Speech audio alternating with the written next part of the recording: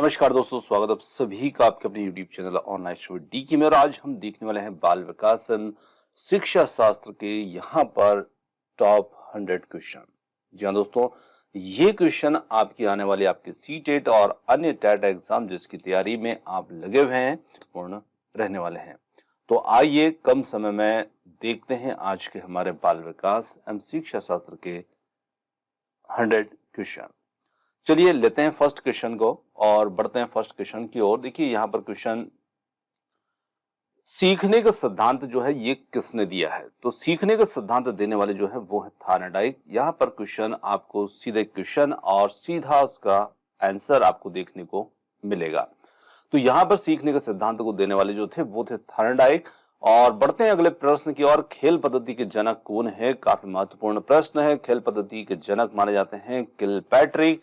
अगले प्रश्न की ओर बढ़ते हैं। अगला प्रश्न आता है ह्यूरिस्टिक पद्धति के जनक। तो यहाँ पर आर्मस्ट्रांग जो है ये ह्यूरिस्टिक पद्धति के जनक माने जाते हैं। विभिन्न प्रकार की पद्धति के जनक, सिद्धांतों के जनक आदि पूछे जाते हैं। अगला प्रश्न यहाँ पर है प्रोजेक्ट पद्धति के जनक कौन है? तो यहाँ पर प्रोजेक्ट पद्धति के जनक माने जाते हैं जॉन डीवी। इनको प्रोजेक्ट पद्धति का जनक माना जाता है। अस्थायी मानव दांत कितने होते हैं? तो देखिए मानव के अंदर दांतों की संख्या जो होती है वयस्क अवस्था और बाल्यावस्था में अलग अलग होती है। तो यहाँ पर बाल्यावस्था में दूध के दांत होते हैं, उनकी संख्या होती है 20। और यदि हम बात स्थायी दांतों की करें तो ये वयस्क अवस्था में मनुष्य में 32 होती है। आगे लेते हैं अगले प्रश्न को। शिशु के मस्तिष्क का वजन कितना होता है? तो देखिए शिशु के मस्तिष्क का वजन, क्योंकि शिशु जब जन्म लेता है तो उसका वजन खुद का कम होता है, वहीं पर उसके शारीरिक बनावट की बात करें बहुत छोटी होती है, वहां पर उसके मस्तिष्क का वजन लगभग 350 ग्राम होता है। और वयस्क अवस्था में बात की जाए तो मनुष्य के मस्तिष्क का वजन कितना होता है? ये वयस्क मस्तिष्क की बात हो रही है, वयस्क व्यक्ति की बात हो रही है। तो यहाँ पर वजन होता है लगभग 1400 ग्राम के लगभग। तो दोनों ही प्रश्न यहाँ पर अपनी अपनी जगह पर है। वो शिशु अवस्था से संबंधित है, वयस्क अवस्था से संबंधित है। आगे देखिए अगला प्रश्न आता है जीन पियाजे ने जिनेवा में किसकी स्थापना की थी? तो देखिए जीन पियाजे ने जिनेवा में एक लेबोरेटरी स्कूल की स्थापना की थी जिसमें उन्होंने मनोविज्ञान के कई प्रयोग किए थे। तो यहाँ पर ध्यान रखना आपको, लेबोरेटरी स्कूल की स्थापना इन्होंने की थी। जीन पियाजे के द्वारा रचित पुस्तक का नाम क्या है? The language and thought of child. यह पुस्तक उन्होंने 1923 में लिखी थी। तो यहां पर ये चाइल्ड है, थॉट ऑफ चाइल्ड। चलिए आगे लेते हैं अगले प्रश्न को।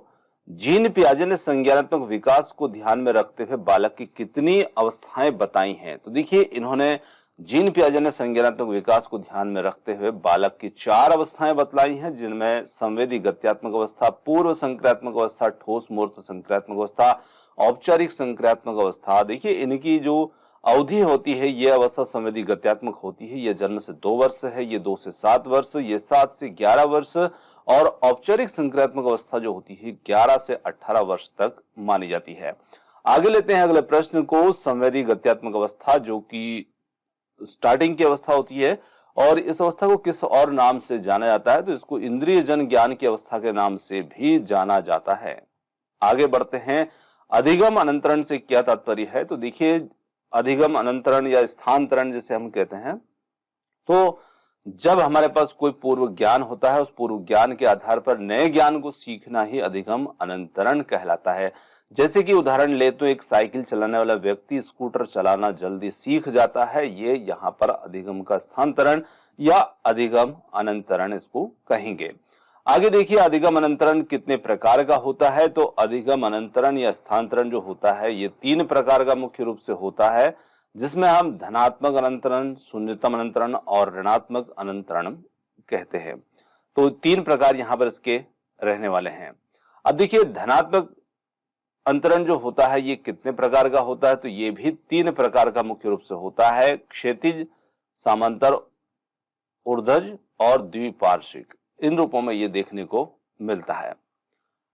गणित संबंधी विकार जो होता है उसको क्या कहता है? गणित संबंधी विकार जहां पर बच्चे गणना करने में गलती करते हैं, त्रुटि कर देते हैं, तो ये गणित संबंधी विकार होता है और इसको हम डिसकैलकुलिया के नाम से जानते हैं। देखिए डिसकैलकुलिया, कैलकुलेशन, कैलकुलेशन मतलब कि होता है गणना करना, तो यहाँ पर गणना संबंधी दोष है, इसे हम डिसकैलकुलिया कहेंगे। पढ़ने संबंधी विकार जो है इसे क्या कहेंगे, तो पठन संबंधित विकार, जहां बच्चे पढ़ने में त्रुटि कर देते हैं तो यहां पर इसे कहा जाता है डिसलेक्सिया। और इसी प्रकार से लिखने संबंधित विकार है जिसमें लेखन त्रुटि होती है, इसे हम कहते हैं डिसग्राफिया। ये संबंधित विकार डिसग्राफिया कहलाता है। लिखना पढ़ना और बोलने संबंधित विकारों को क्या कहा जाता है। देखिए अब यहां पर लिखना पढ़ना बोलने तीनों चीजें ही इसमें शामिल हो गई, तो इसे हम कहते हैं डिस्प्रेक्सिया। ये विकार हमारा डिस्प्रेक्सिया कहलाएगा। रोसा शाही धब्बा परीक्षण जो होता है इसमें कितने कार्ड होते हैं, तो हरमन रोसा ने ये एक परीक्षण इनके द्वारा दिया गया है और यहाँ पर 10 कार्ड इसमें होते हैं जिसमें व्यक्तित्व परीक्षण इसमें किया जाता है। आगे लेते हैं विशिष्ट बालक कौन होते हैं। देखिए वे बालक जो सामान्य बालकों से हटकर होते हैं, इन्हें एक नया शब्द दिया गया है, विभिन्न योग्यता रखने वाले बालक, इन्हें हम विशिष्ट बालक कहते हैं। और विशिष्ट बालक में कौन कौन से बालक आते हैं, अब देखिए यहां पर वही प्रश्न, उससे रिलेटेड ही प्रश्न है। विशिष्ट बालकों की श्रेणी में आने वाले बालक जो होते हैं किस प्रकार के हो सकते हैं, तो यहाँ पर प्रतिभाशाली बालक हो सकते हैं, पिछड़े बालक भी हो सकते हैं जिनको बोलने सुनने और देखने में परेशानी होती है, इस प्रकार के बालक भी हो सकते हैं, सृजनशील बालक भी हो सकते हैं, संवेगात्मक दृष्टि से पिछड़े बालक। अब देखिए इसमें विकलांग बालक जो होते हैं उनको हम विशिष्ट बालक की श्रेणी में नहीं रखते हैं, बाकी इन सभी बालकों को विशिष्ट बालकों की श्रेणी में रखते हैं। आगे देखिए समावेशी शिक्षा किसे कहते हैं, तो समावेशी का मतलब होता है सभी को एक साथ शिक्षा, सभी को एक समान रूप से शिक्षा। तो विशिष्ट बालकों के लिए बनाई गई नई शिक्षा प्रणाली समावेशी शिक्षा कहलाती है, जहां पर सामान्य बच्चे और विशिष्ट बच्चे एक साथ यहां पर शिक्षा ग्रहण करते हैं। आगे देखिए प्रतिभाशाली बालक किसे कहते हैं, तो ऐसे बालक जिनका आईक्यू लेवल जो होता है वो 110 से अधिक होता है, ऐसे बच्चों को हम प्रतिभाशाली बालक कहते हैं। तो यहां पर जिनका आईक्यू लेवल 110 से ऊपर होगा। आगे लेते हैं अगला प्रश्न, पिछड़ा बालक किसे कहते हैं, तो ऐसे बच्चे जिनका आईक्यू लेवल 90 से कम होता है उन्हें हम पिछड़ा बालक यहां पर कहते हैं। आगे बढ़ते हैं अगला प्रश्न, सामान्य बुद्धि के बालक का आईक्यू कितना होता है, तो इन बच्चों का जो बुद्धि का आईक्यू होता है वो होता है 90 से 110 के बीच में होता है। देखिए 90 से कम है तो पिछड़ा है, 90 से 110 के मध्य है तो यहां पर ये हो जाता है सामान्य बुद्धि। आगे लेते हैं सृजनशील बालक। सृजनशील बालक किन्हें कहें, तो यहां पर देखिए सृजनशील बालक ऐसे बालक होते हैं जिनमें कुछ नया करने की क्षमताएं होती है, जो नए नए आविष्कार या अनुसंधान करने की क्षमता रखते हैं, ऐसे बालकों को हम यहां पर कहेंगे सृजनशील बालक। सृजनशील बालकों का आईक्यू कितना होता है, तो देखिए सृजनशील हैं तो इनका आईक्यू लेवल जो होगा वो यहां पर 120 से अधिक का होता है। आगे बढ़ते हैं, वंचित बालक किन्हें कहते हैं, तो वंचित बालक ऐसे बालक होते हैं जिनको शिक्षा के उचित अवसर प्राप्त नहीं हो पाए, लेकिन वे पढ़ने लिखने की क्षमता रखते थे लेकिन शिक्षा से वंचित हो गए। जैसे उदाहरण के रूप में देखा जाए तो आदिवासी क्षेत्र के बच्चे, बाई के बच्चे, मजदूर के बच्चे, ये बालक वंचित बालक की श्रेणी में आएंगे। आगे बढ़ते हैं, बाल अपराधी कौन होते हैं, तो बाल अपराधी बालक ही होते हैं, वे ऐसे बालक होते हैं जो समाज के मान्य अधिनियमों का उल्लंघन करते हैं, ये बाल अपराधी बालक कहलाते हैं। तो यहां पर आगे अगला प्रश्न आता है, बाल अपराधियों के प्रकार बताइए। तो देखिए कितने प्रकार यहां पर हो सकते हैं, तो कई सारे प्रकार हो सकते हैं, पर कुछ मुख्य रूप से यहां पर हमने प्रकार देखे हैं। जैसे चोरी करने वाले बालक जो है इस श्रेणी में आएंगे, स्कूल का फर्नीचर तोड़ने वाले बालक यानी कि विद्यालय को नुकसान पहुंचाने वाले बालक, विद्यालय में मारपीट और हिंसा करने वाले बालक, स्कूल के रिपोर्ट कार्ड में छेड़छाड़ करने वाले बालक, आदि प्रकार के बालक यहाँ पर हो सकते हैं, और भी इनके कई प्रकार हो सकते हैं। बाल अपराध बनने के पीछे कारण क्या क्या कारण होते हैं, देखिए बालक अपराधी बनता है उसके पीछे क्या कारण होते हैं, तो यहाँ पर मुख्य रूप से अनुवांशिकता भी इसके लिए जिम्मेदार होती है, यानी कि माता पिता में यदि ऐसी गुण है, ऐसी क्षमताएं हैं तो बच्चे में भी निश्चित रूप से वो आ सकती है। और व्यक्तिगत आवश्यकताओं की पूर्ति ना होना, जब बच्चे की आवश्यकताओं की पूर्ति नहीं होगी तो उनको पूर्ति करने के लिए किसी प्रकार के ऐसे अपराध करता ही है। इसी प्रकार यहाँ पर है शारीरिक दोष। ऐसे बालक हीन भावना से ग्रसित होने के कारण भी अपराधी बन जाते हैं। घर का वातावरण अशांत होना, कुसंगति के कारण भी होना, दादा दादी का अधिक लाड़ प्यार और स्तरहीन मनोरंजन, माता पिता का गरीब होना, पक्षपातपूर्ण व्यवहार, माता पिता का तलाक आदि ऐसे कई कारण यहाँ पर शामिल हो सकते हैं। बाल अपराधियों के उपचार की उपचार क्या क्या है, तो यहाँ पर देखिए मनोवैज्ञानिक विधि से, समाजशास्त्र विधि से और वैज्ञानिक विधि से इनका जो है उपचार किया जा सकता है। आगे बढ़ते हैं। समस्याग्रस्त बालक कौन से होते हैं? ऐसे बालक जिनके व्यवहार में कोई असामान्य बात जब होती है जिसके कारण वे समस्याग्रस्त बालक बन जाते हैं। अब उदाहरण देखें, जैसे कक्षा में देर से आना, स्कूल से भाग जाना, कक्षा में अधिक बातें करना, अधिक क्रियाशील होना, गृह कार्य करके न लाना और कक्षा में पढ़ाई में ध्यान न लगाना, ये बालक समस्याग्रस्त श्रेणी में आएंगे। समस्याग्रस्त बालकों की समस्या शिक्षक के द्वारा कैसे दूर की जा सकती है? तो देखिए, इसके लिए शिक्षक को चाहिए कि ऐसे बालकों को अलग अलग बिठाएं और सबसे आगे बिठाएं। शिक्षक को स्वयं बालक की समस्या के कारण का पता लगाना चाहिए और उसको दूर भी करना चाहिए। शिक्षकों को ऐसे बालकों के घर जाकर के उनकी समस्या का पता लगाना चाहिए, उनके माता पिता से बात करके। तो यहाँ पर इस प्रकार शिक्षक इन्हें दूर कर सकते हैं। आगे देखिए, गिलफोर्ड ने सृजनशीलता के 4 तत्व कौन कौन से बताए हैं? तो गिलफोर्ड ने लोचशीलता, मौलिकता, अपसारीशीलता, केंद्र विमुखता, ये 4 तत्व यहाँ पर बताए हैं। अगला प्रश्न हमारा है, मनोविश्लेषणात्मक सिद्धांत के प्रतिपादक कौन है? तो देखिए, इस सिद्धांत के प्रतिपादक माने जाते हैं वो है सिगमंड फ्रायड। आगे बढ़ते हैं अगले प्रश्न पर, और अगला प्रश्न आता है, सृजनात्मकता के प्रमुख तत्व कौन कौन से हैं? तो सृजनात्मकता के प्रमुख तत्वों में मौलिकता, नवीनता, लोचशीलता, विस्तारण करने की क्षमता, विभिन्नता आदि जो हैं, ये सृजनात्मकता के प्रमुख तत्वों में आते हैं। सृजनशील बालक की विशेषताएं क्या क्या होती है? तो देखिए, सृजनशील बालक हमने देखा जिनका IQ लेवल 120 से ऊपर होता है, और ऐसे बालक की मुख्य विशेषताएं क्या क्या होती हैं? तो इनकी विशेषताओं की बात की जाए तो ये बालक हमेशा जिज्ञासु प्रवृत्ति के होते हैं, बहुत कुछ जानने की इच्छा रखते हैं, हमेशा जानने की इच्छा के पीछे रहते हैं।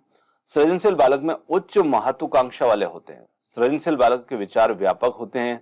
इन बालकों में संवेदनशीलता अधिक पाई जाती है और सृजनशील बालकों में एकाग्रता भी पाई जाती है।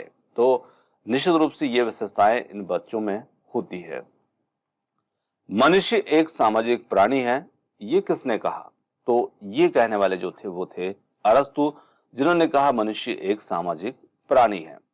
बालक के समाजीकरण की पहली पाठशाला कौन सी होती है? तो बच्चों के समाजीकरण की पाठशाला की बात की जाए तो देखिए, पहली जो पाठशाला होती है वो उसका घर और परिवार होता है, दूसरी पाठशाला खेल का मैदान, और तीसरी पाठशाला के रूप में स्कूल होता है, विद्यालय होता है। आगे लेते हैं, बुद्धि का संज्ञानात्मक सिद्धांत जो है ये किसने दिया? तो ये देने वाले जो थे वो थे जीन पियाजे, जिन्होंने बुद्धि का संज्ञानात्मक सिद्धांत दिया। बुद्धि का संवेगात्मक सिद्धांत, संवेगात्मक विकास का सिद्धांत, देखिए थोड़े थोड़े से चेंजेस इनके अंदर शब्दों का रहता है और जिसके कारण इनके उत्तर परिवर्तित हो जाते हैं। तो गोलमैन ने यह सिद्धांत दिया था संवेगात्मक विकास का। अगला क्वेश्चन आता है यहाँ पर, TAT परीक्षण का पूर्ण नाम क्या है? तो इसका पूर्ण नाम जो होता है वो कहा जाता है थैमेटिक एपरसेप्शन टेस्ट, इसको कहते हैं। मानव विकास की किस अवस्था के बाद व्यक्ति परिपक्व हो जाते हैं? तो देखिए, किशोर अवस्था जो होती है उसके बाद व्यक्ति जो है वो परिपक्व श्रेणी में आ जाते हैं। तो यहाँ पर किशोर अवस्था के बाद में। शिक्षण की विभिन्न विधियों के प्रयोग के लिए कौन सी अवस्था सर्वाधिक उपयुक्त है? तो यहाँ पर बाल्यावस्था जो होती है वो शिक्षण की विभिन्न विधियों के प्रयोग के लिए उपयुक्त होती है। मैं कौन, मैं क्या आदि जैसी प्रबल भावनाएं बालक के विकास की किस अवस्था के सूचक है? तो यहाँ पर यदि देखी जाए तो ये किशोर अवस्था के सूचक होती है, जिसमें मैं कौन हूं, मैं क्या हूं, ऐसी भावनाएं प्रबल देखने को मिलती है। विकास कभी न समाप्त होने वाली प्रक्रिया है, यह विचार किस सिद्धांत से संबंधित है? तो विकास कभी न समाप्त होने वाली प्रक्रिया है, यह निरंतरता का सिद्धांत से संबंधित रहेगा। शिक्षा मनोविज्ञान एक विज्ञान है, तो इसे हम मानव व्यवहार के विज्ञान की श्रेणी में रखते हैं। विकास प्राणी में प्रगतिशील परिवर्तन है जो निश्चित लक्ष्यों की ओर निरंतर निर्देशित होता है। यह कथन किसका है? और इस कथन को देने वाले जो हैं वो हैं यहां पर ड्रेवर। बच्चे को सबसे पहले भाषा का ज्ञान कहां से होता है? तो बच्चे को सबसे पहले भाषा का ज्ञान जो होता है वो होता है अपने परिवार से, क्योंकि बच्चा सबसे पहली पाठशाला उसकी जो होती है वो उसका घर परिवार ही होती है। आगे बढ़ते हैं अगले प्रश्न पर। अगला प्रश्न आता है, छठवीं कक्षा में पढ़ने वाले बालक के शब्द का भंडार लगभग कितना होता है? तो यहां पर छठी कक्षा में पढ़ने वाले बालक का जो शब्द भंडार होता है वो लगभग होता है 50,000 शब्दों तक यहां पर होता है। 10वीं कक्षा में पढ़ने वाले बालक का शब्द भंडार लगभग कितना होता है? तो इसका शब्द भंडार होता है लगभग 80,000 शब्दों तक। इसी के साथ में लड़का एवं लड़कियों में से किसका शब्द भंडार अधिक होता है? तो लड़कियों का शब्द भंडार जो होता है वो अधिक होता है। भाषा को सीखने के साधन कौन कौन से हो सकते हैं? तो देखिए, भाषा सीखने के साधन के अंतर्गत हम बात करें तो भाषा के सीखने के लिए कई प्रकार या कई साधन हो सकते हैं, जिसमें अनुकरण के द्वारा दोहराकर, खेल खेल विधि के द्वारा, कहानी सुनकर, वार्तालाप के द्वारा, प्रश्नोत्तर विधि से आदि के माध्यम से यहाँ पर भाषा को सीखा जा सकता है। लड़कियां संकेतों के द्वारा बात करना किस उम्र तक सीख जाती है? तो 6 वर्ष की आयु तक ये संकेतों में बात करना सीख जाती है। भाषा के विकास को प्रभावित करने वाले कारक कौन कौन से होते हैं? तो देखिए, भाषा के विकास को प्रभावित करने वाले कारक की बात की जाए तो यहां पर लिंग, बुद्धि, स्वास्थ्य, जनसंचार का माध्यम, समूह का प्रभाव, सामाजिक आर्थिक स्थिति, पारिवारिक संबंध, विद्यालय। इसी के साथ में बात की जाए तो जो आस पड़ोस के वातावरण का प्रभाव है वो भी यहाँ पर प्रभाव डालेगा भाषा के विकास पर। किंडरगार्टन विधि के जन्मदाता कौन है? तो जो फ्रोवेल है ये किंडरगार्टन विधि के जन्मदाता माने जाते हैं। बुद्धि को सबसे पहले किसने परिभाषित किया? तो बुद्धि को सबसे पहले परिभाषित यूनान के दार्शनिक ने किया था। अब देखिए, एक और प्रश्न आता है कि आधुनिक काल में सबसे पहले बुद्धि को किसने समझाया? तो यहाँ पर उत्तर मिलेगा हमारा अल्फ्रेड बिने। अब ये सबसे पहले है तो ये यूनान के दार्शनिक हैं, और यहाँ पर दूसरा नाम जो है आधुनिक काल की बात होती है तो यहाँ पर अल्फ्रेड बिने। अगला प्रश्न है, मानसिक आयु के माध्यम से बुद्धि को परिभाषित किसने किया? तो अल्फ्रेड बिने थे। इन्होंने बताया कि बुद्धि जो होती है दो प्रकार की होती है, एक मानसिक आयु बुद्धि जिसको कहते हैं, एक वास्तविक आयु बुद्धि होती है। थोड़ा सा यहाँ पर मिसप्रिंट है, बुद्धि लिखा हुआ तो आप उसको अवॉइड कीजिएगा, यहाँ पर ये बुद्धि है इसका मतलब। अल्फ्रेड बिने किस देश के निवासी थे? तो ये फ्रांस के निवासी थे अल्फ्रेड बिने। अल्फ्रेड बिने किस विषय के प्रोफेसर? तो ये मनोविज्ञान के ही यहाँ पर प्रोफेसर थे। और अगला प्रश्न लेते हैं, बुद्धि का एक कारक सिद्धांत किसने दिया? तो अल्फ्रेड बिने और उनके सहयोगी ने यह सिद्धांत दिया था, जिनमें सहयोगियों में स्टर्नर, टर्मन, साइमन आदि इसमें शामिल थे। बुद्धि के दो कारक सिद्धांत की बात करें तो ये सिद्धांत देने वाले जो थे वो थे स्पीयरमैन, जिन्होंने बुद्धि के दो कारक सिद्धांत को दिया। बुद्धि के दो कारक सिद्धांत कौन कौन से हैं? तो बुद्धि के दो कारक सिद्धांत के अंतर्गत हम जी कारक सिद्धांत और एस कारक सिद्धांत से इन नामों से इसको जानते हैं। बुद्धि का समूह कारक सिद्धांत जो है ये किसने दिया है? तो ये दिया है थर्स्टन ने। इनके अनुसार बुद्धि जो होती है वो बुद्धि के 7 कारक इन्होंने बताए हैं। बुद्धि के दो कारक सिद्धांत का बहुकारक सिद्धांत किसने दिया? तो देखिए, बुद्धि का दो कारक सिद्धांत था, उसका बहुकारक सिद्धांत जो है वो दिया है थार्नडाइक ने, जिन्होंने कहा बुद्धि कई प्रकार की हो सकती है। बुद्धि का बहुबुद्धि सिद्धांत किसने दिया? तो यहां पर है ये गार्डनर ने सिद्धांत को दिया है। बुद्धि का तरल और ठोस सिद्धांत किसने दिया? तो आरबी केटल ने यहां पर यह सिद्धांत जो था दिया था। आगे बढ़ते हैं, बुद्धि का प्रतिदर्श नमूना सैंपल सिद्धांत देने वाले कौन थे? तो ये थे थॉमसन, जिन्होंने बुद्धि का प्रतिदर्श नमूना सैंपल सिद्धांत को दिया था। बुद्धि को मापने के लिए मानसिक आयु संप्रत्येक किस विद्वान ने दिया? तो अल्फ्रेड बिने ने 1905 में यह सिद्धांत जो था दिया था। मानसिक आयु क्या है? किसी व्यक्ति के द्वारा अपनी उम्र से ज्यादा कार्य करना या कम कार्य करना ही उसकी मानसिक आयु कहलाती है। कोई व्यक्ति अपनी उम्र से, अपनी आयु से ज्यादा उम्र तक के कार्य कर लेते हैं तो वो उसके लिए उसकी मानसिक आयु ज्यादा मानी जाएगी। कोई कम कर पाता है तो निश्चित रूप से उसकी मानसिक आयु कम कहलाएगी। आगे देखते हैं अल्फ्रेड बिने ने बुद्धि को कितने भागों में बांटा है। तो अल्फ्रेड बिने ने बुद्धि को 3 भागों में बांटा है, जिसमें मंद, कुशाग्र बुद्धि और औसत बुद्धि की श्रेणी इन्होंने बताई है। स्टर्न ने बुद्धि लब्धि आईक्यू को कब मापा और कौन सा सूत्र दिया? तो स्टर्न ने 1912 में बुद्धि लब्धि को मापा और एक नया सूत्र दिया, जिसमें आईक्यू निकालने के लिए मानसिक आयु और मानसिक आयु को वास्तविक आयु से भाग दिया जाता है। भाटिया परीक्षण संबंध किससे है? तो भाटिया परीक्षण संबंध जो है ये बुद्धि को नापने से संबंधित है। वैसलर परीक्षण का संबंध किससे है? तो यहां पर बुद्धि को नापने से ही वैसलर परीक्षण का संबंध है। इसी के साथ में स्टर्न के सूत्र में संशोधन किसने किया? तो टर्मन ने स्टर्न के सूत्र में संशोधन किया। आगे लेते हैं अगला प्रश्न। बुद्धि को मापने के लिए पहली मनोवैज्ञानिक प्रयोगशाला कहां बनाई गई थी? तो जर्मनी में सन 1879 में यह प्रयोगशाला जो थी ये बनाई गई थी। बुद्धि का विचलन बहु बुद्धि सिद्धांत जो है ये किसने दिया? तो बुद्धि का विचलन बुद्धि सिद्धांत देने वाले थे वेस्लर महोदय, जिन्होंने 1960 में यह सिद्धांत दिया था। बच्चों में आधारहीन आत्म चेतना अवस्था का संबंध उसके विकास की किस अवस्था से संबंधित है? तो बच्चों में आधारहीन आत्म चेतना अवस्था का संबंध उनकी किशोर अवस्था से संबंधित होगा। डिसलेक्सिया एक पठन संबंधी विकार है, जिसे हम डिसलेक्सिया कहते हैं। पिछड़ापन बालक के सीखने की किस गति का घोतक होता है? तो यहां पर देखा जाए तो ये बच्चे में पिछड़ापन होगा जब बच्चे की सीखने की गति मंद होगी, तो मंद गति का ये घोतक होगा। व्यक्तित्व एवं बुद्धि में वंशानुक्रम की रिक्त स्थान होती है। तो व्यक्तित्व एवं बुद्धि में वंशानुक्रम की नाम मात्र की भूमिका होती है। श्याम पट पर लिखते समय सबसे महत्वपूर्ण क्या है? तो अच्छी लिखावट हमारे लिए सबसे महत्वपूर्ण होती है। बुद्धि का तरल मोजेक सिद्धांत मॉडल जो है ये किसने दिया? तो बुद्धि का तरल मोजेक मॉडल जो है वो दिया था कैटल ने।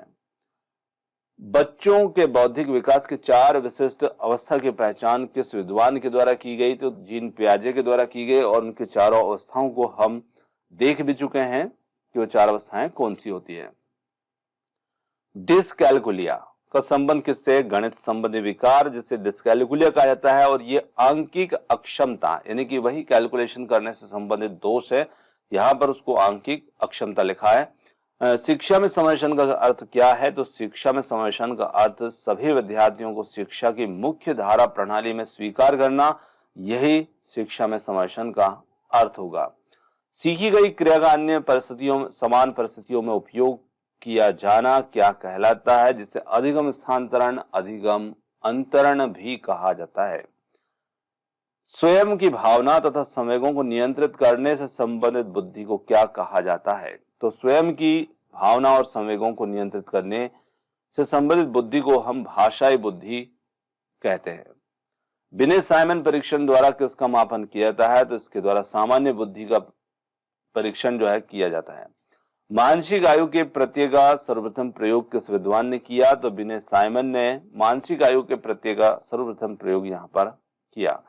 140 से अधिक बुद्धि लब्धि वाले बच्चों को किस श्रेणी में रखेंगे? तो 140 से अधिक बुद्धि लब्धि जिन बच्चों की होगी वे प्रतिभाशाली श्रेणी के अंतर्गत रखे जाएंगे। सृजनशील मौलिक परिणामों को अभिव्यक्त करने की मानसिक क्रिया है, यह कथन किसका है? तो ये कथन देने वाले जो थे वो थे क्रो एंड क्रो, इनका ये कथन है। मानसिक आयु के प्रत्यय किस वैज्ञानिक ने दिया? तो बिने साइमन ने यहां पर यह दिया था। अगला प्रश्न है हमारा, द्वितत्व सिद्धांत के प्रतिपादक कौन है? तो द्वितत्व सिद्धांत के प्रतिपादक यहां पर रहेंगे स्पीयरमैन। गिलफोर्ड ने कितनी मौलिक मानसिक योग्यताओं के आधार पर बुद्धि की संरचना का वर्णन यहां पर किया? तो इन्होंने बुद्धि की 3 संरचनाओं का वर्णन इसमें किया। किशोर प्रौढ़ों को अपने मार्ग में बाधा समझते हैं, जो उसे अपनी स्वतंत्रता का लक्ष्य प्राप्त करने से रोकते हैं। ये किसने कहा? तो देखिए, किशोर अवस्था जो होती है वहां पर संवेगों का आधिक्य होता है, और किशोर प्रौढ़ यानी कि अपने से बड़ों को अपने उनसे ज्यादा उम्र वाले जो घर में परिवार में होते हैं उनको अपने मार्ग में बाधा समझते हैं। तो ये कथन देने वाले थे काल्सनिक ने ये कथन दिया था। किशोर अवस्था वह अवस्था है जिसके द्वारा एक विकासमान व्यक्तित्व बाल्यावस्था से प्रौढ़ावस्था तक पहुंचता है। यह कथन किसका है? तो ये कथन देने वाले जर्सल्ड थे और जिनका ये कथन था। तो दोस्तों यहां पर आज के बाल विकास एवं शिक्षा शास्त्र संबंधित जो हमारे 100 क्वेश्चन थे वो कंप्लीट होते हैं। और वीडियो आपको कैसा लगा कमेंट्स करके जरूर बताइएगा। वीडियो पसंद आया हो तो वीडियो को लाइक और चैनल को सब्सक्राइब करना मत भूलिएगा। आपने जो समय दिया उसके लिए बहुत बहुत धन्यवाद। Thanks for watching. मिलते हैं जल्द ही एक और नए किसी वीडियो के साथ।